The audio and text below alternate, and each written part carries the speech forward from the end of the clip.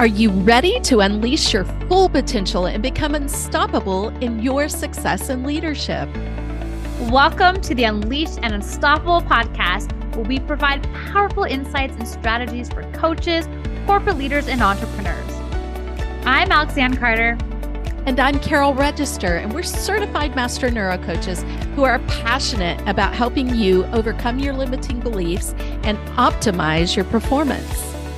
Each week, we'll be sharing actionable tips and strategies using neuroscience, from interviews with industry experts to solo episodes, to help you lead a life of power, purpose, and possibility on your own terms. Join our community of like-minded individuals. Hit subscribe now, and let's be unleashed and unstoppable together.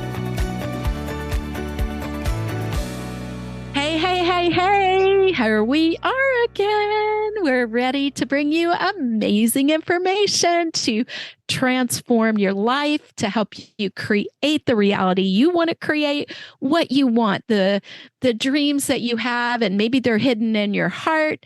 And today we're really going to lean in on what's happening when you're losing your voice. And there's a lot of ways that we can lose our voice. We can literally have difficulty speaking. We can feel that we lack clarity, or, be in total freeze and shutdown where we're just, if you're one of the people who can be in a room of people and yet you're never willing to engage, you're standing in a corner when you have things to say, if you're naturally introverted, or you're on that scale of things where you really energize when you are alone, then maybe being in a room full of people isn't bringing you the most energy. However, being able to connect with another human being and feeling safe in doing so, and most especially putting your impact, your purpose, your dreams into the world is huge. Mm-hmm. And so we're going to lean into this today, aren't we, Alex Leanne? Well, I also want to say on the flip side, like, even if you're an extrovert, I know myself, I found myself feeling like I'd lost my voice, right? Yeah. My story was I was looking to get my confidence back and my motivation back, to motivate myself to raise my hand or speak up, or approach people and have conversations with strangers, and feeling like I didn't have the confidence to present or to share my vision or to share my perspective. And I found myself feeling like, and I'm laughing here because I know we talked about turtles in another recent episode, but I was like turtling, like that's what comes to mind here, is like turtling into the shell where I didn't want to be seen. Retreating. Retreating. And we see that so often, and we hear that from our clients so often with leaders, that, you, like you said, Carol, there's something in you and that you want to share. And yet there's also something in you that's having you hold back, that's having you play small, that's having you be quiet. And so we kind of talked about it, like, really, that you've kind of lost your voice, you can't find your voice, or maybe you're afraid to even be heard and to be seen. So how do you go and step into playing bigger and being seen, and step into your power and your voice? Yeah, I guess it is. It's like, how do you step into your voice? How do you own your voice, especially when you feel like you've lost it, or you're not even sure where it exists or how to find it? And then, you're experiencing a lot of this. Well, that's the turtle, right? It's experiencing the block. The retreating in your shell. Yeah. And it's important to look at, some of the reasons you might be experiencing this.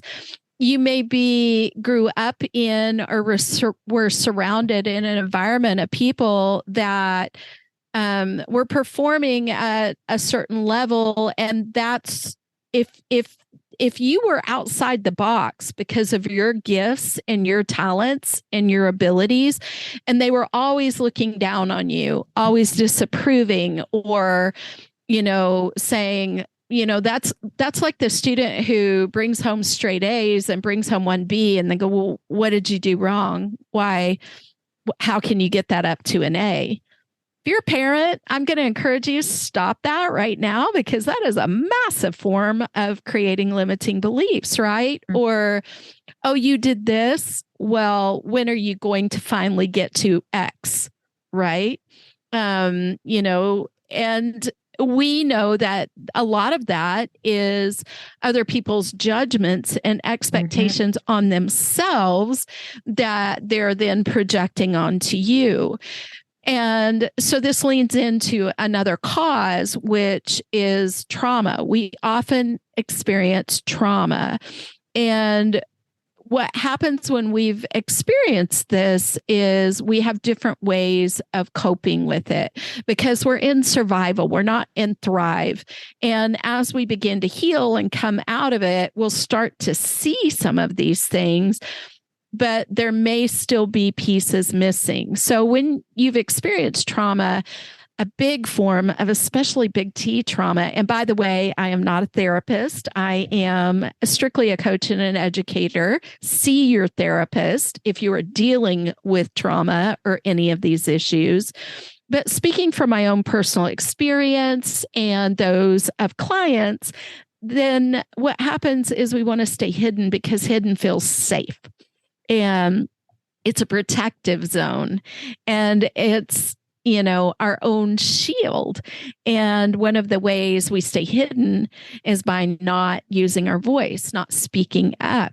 There's fight, flight, freeze, and fawn. Now, fight, you're in fight mode, right? When your brain is triggered and you're going into that survival brain, and it's dealing with wanting to survive the situation. You may have flight. You're going to avoid. You're going to get out of there. And this is often a situation when we are not using our voices, because then if you're avoiding, you're able to get away. And there's freeze, where you literally just shut down, Mm-hmm. Can't speak, can't do anything, may even go into panic attack. And then there's fawn, which is the best description I can think of. And, look this up on your own. Again, I'm not a therapist, is pleasing anybody to any extent. Being people pleasing, right? People pleasing. Peacemaker. Yeah. Yeah. And so you're backing off, and you're definitely not having the boldness or the courage to use your voice in that situation, because you will meet with people's disapproval. And I know that you can speak into this for sure, Alex, because you've spoken about it before, but being in that need for approval at any cost, right? Yeah. So the fear of the judgment, right? The fear of the criticism, the rejection, the disapproval. Yeah. It's, you might be operating from a story of like, well, it's easier to stay quiet. It's easier to stay silent. It's easier if people don't see me, because if people see you, then that's where you put yourself in a position of vulnerability. And then that's where you can receive feedback.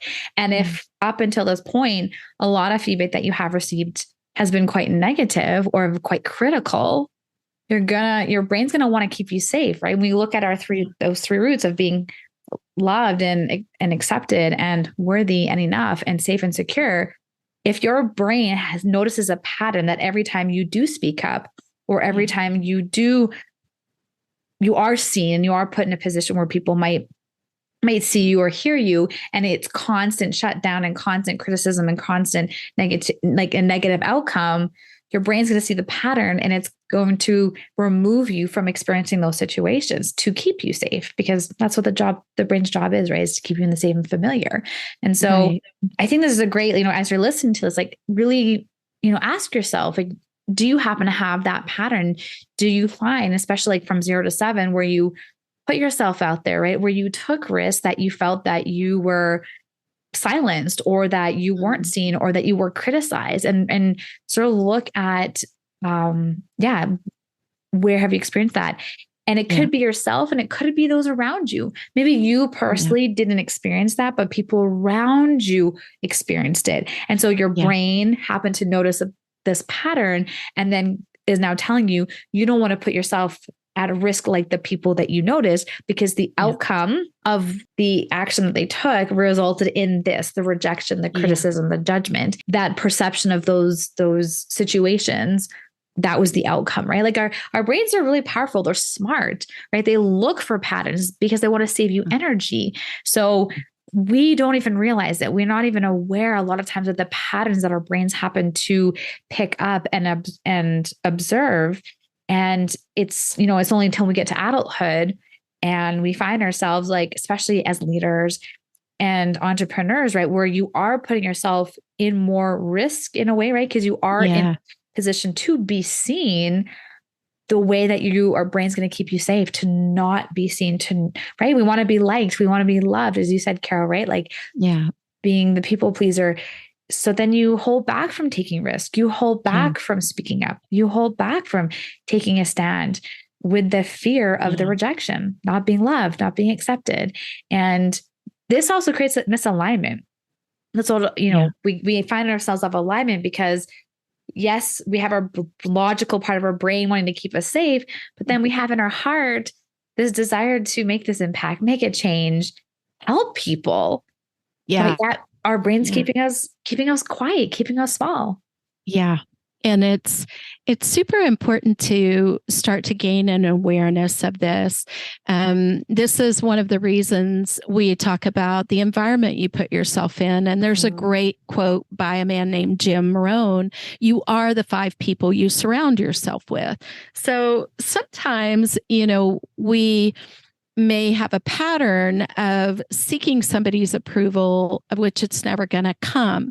And I've got a couple of clients who are dealing with this with their partners. And, there's classifications like narcissism and things like that. I'm not going to speak into that, but I will say that we tend to operate with these safety shields that keep us in survival, like you were saying, Alex. And the main part of that is, our brain's protecting this automated system. And you mentioned helping us with the energy we expend. If we didn't have this automated system, we couldn't even lift our heads off the pillow, they say. And I know I've mentioned this a few times. It's important to recognize that we want this sophisticated automated system. We just want it to be coded correctly and recoded with truth rather than with negative influences. And learning on the quantum physics side, the energy aspect, I am very spiritual, and we are spiritual beings, right, in these physical forms. And so we're receiving energy from those around us too. And a lot of that goes back to, what we are creating, what we're focusing on, what we're resisting, because what we focus on grows, what we resist persists. However, when you're a child, you are in the control of your caregivers. And you may have been really having reinforced that your value was not within, that you may not have been given confidence in these things, and instead, been taught that no, it always has to be perfect. You always have to color within the lines. You need the approval of everybody who's in this household who is of an adult authority figure. And in fact, side note, that will lead to a lot of humans, not just women, humans being molested or sexually traumatized because they're not taught to have the confidence from an early age to be able to have that voice. So you've absorbed all these things, and then you're still operating in your background. You don't even know it. Again, just like we're breathing, I'm not thinking breath in, breath out, breath in, breath out, right? Or I wouldn't be here talking to you. It's automatic while we're talking together. And the important thing is to know that you can rewire not only the thoughts, but the feelings as well that are operating in your system that are keeping you from using your voice, from having confidence, operating under the doubt, operating under the fear, operating under, this desire to have external approval, external validation, which is quite often based on our performance, right? Not on who we authentically are. And, to really be able to lean in and know that you can heal. You absolutely can heal. You absolutely can start the process of rewiring these thoughts and these emotions that form our beliefs. And this has been huge in my life, huge, because I really definitely was standing on the sidelines because of the stories I had, abandonment stories, rejection, not being perfect enough, not being able to color within the lines correctly, if you will. And, Alex, I know that you have a toddler and you have one on the way. And I can only imagine that you're really thinking about these things. Oh, constantly, because being so aware of, as a parent, what we're saying to our kids and seeing the repetition. So if we become, as parents, extremely critical on our children, that's the pattern that they see. And I'm very aware because of the work that, we do, but it's been fascinating looking externally, right? Like at other people, family members, and the automation of just one going to the negative. I know I've shared this on some of our previous podcasts, being aware of how she was being told what she couldn't do versus what she could do. But again, it's because that's our brain's automatic. Our brains are 9 times out of 10 going to the negative. Yeah. And so being able to retrain your brain to look more for the positive and those outcomes. And so it's neat watching how to build skill in my daughter, and just seeing the constant repetition, and to see the outcome that gets created. And also seeing how easily and quickly you can also pick up, and I'll say, quote unquote, let's say bad habits. Who defines the bad habits? Well, probably based on society, right? So, but things like that, like where do these bad habits come from? Well, that's because of society. That's the society is the one saying, well, that's a bad habit, right? Because Carol and I might perceive those as very different, but let's just say those types of things, right? And then,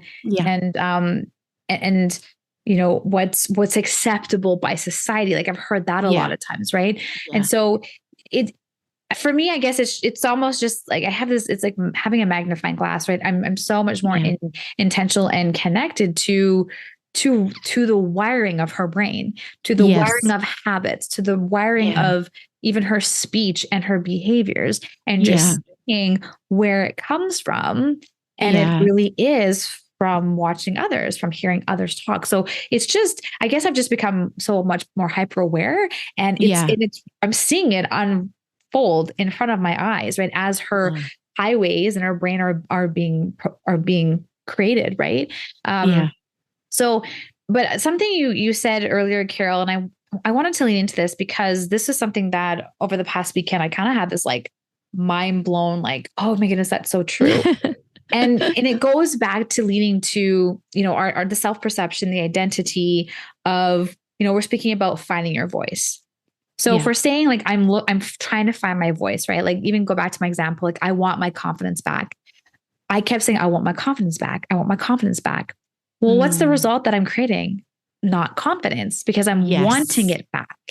And so as you're listening today, if you are finding yourself like with sort of the story of I'm searching for my voice. I want my voice back. I want to use my voice, but coming from a place that it's not actually happening. My invitation to you is to well, declare it and say it that I have it. Yeah. You and I both know, right, that making that declaration, right, you might be experiencing a bit of cognitive dissonance because maybe you feel like I don't have my voice. Yeah. But lean into like, I'm getting my voice back, right? Because if you keep showing up with this thought and this belief that I'm searching for it, you're going to keep searching for it. And what you can say, I'm using my voice. Yeah. Right. You know? And you get to define what that looks like. You know, those small steps were what worked for me. And that is definitely a part of what my brain operates by. If I take a jigsaw puzzle, I can't just throw the jigsaw puzzle on the floor, on the board, and it's going to magically fall into place. Maybe you like to go from the center out. Maybe you like to go from the edges in, but you're doing one piece at a time, starting to build a framework that you can operate within. And it's very powerful to know that you can do that when it comes to using your voice. And sometimes maybe you're in a situation where there's some bullying going on. And actually, I'd be very interested in you DMing us and letting us know if you'd be interested in a membership that would be a safe place to come and start to unwind these stories, especially where we get to use our voices operating in the world, but we know that you and our audience are high achievers and leaders, and it doesn't matter where you are at on the spectrum, you can still lose your voice. You can be a powerhouse, successful entrepreneur. I've spoken to several of you, and yet you're over here frozen in fear about doing something. And I most definitely was. So I can totally relate. And again, you know, starting to understand that you can rewire, you can wire in your worth, your value, that you matter. What you're doing in the world is important and significant and needs to be done. We all need you, whether it's for your children, whether it's for your pet, whether it's for your spouse, whether it's for your community, whatever it may be. And it's acknowledging those things and doing it. I'm trying to think of a very practical example. And really what I'm inviting you to do, you think of a practical example, but maybe it's getting into a group where you feel safe, you know, saying your name and one thing about you. You start to break the ice, and then it's that slowing down to speed up, right? And it's breaking the pattern. And I think that's what we're always, Carol and I are always leaning into, right? Is helping you break the pattern that's no longer serving you.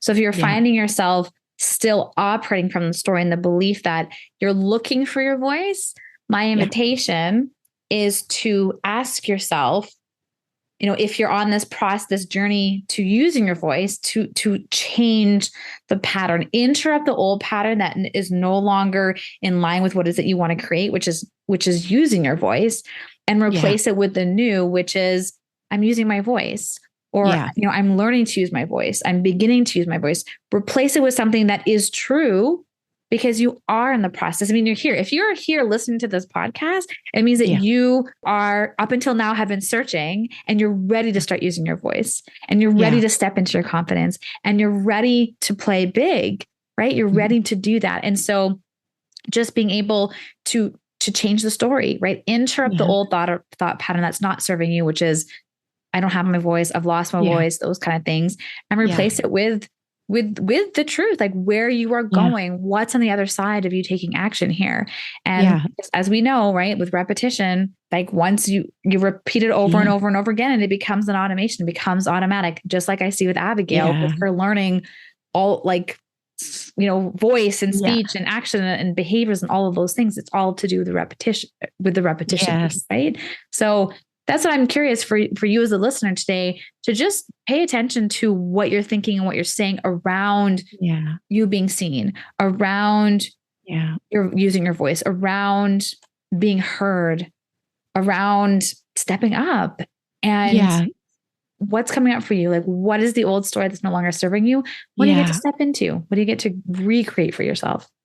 Yes. And I think, you know, those tips are so important. Lean into those. And sometimes we get out of our own way when we can't figure it out ourselves by looking at somebody who's very dear to us, you know, in particular a child, and going, okay, what would I want the outcome to be for them? Would I want my child to use their voice? And, you know, start to look at the things that you're telling yourself, having an awareness of what you're telling yourself that's standing in the way of you moving forward, right?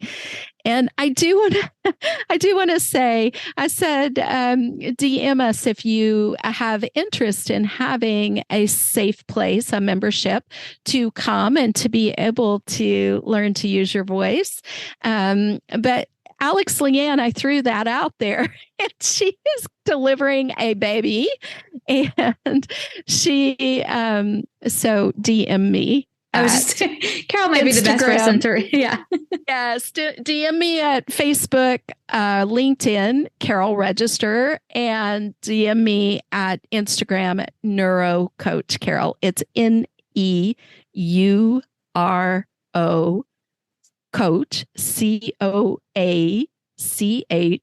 Carol, CAROL, Neuro Coach Carol at Instagram. So I thought I'd better correct that in case you were like, hey, wait a minute, what?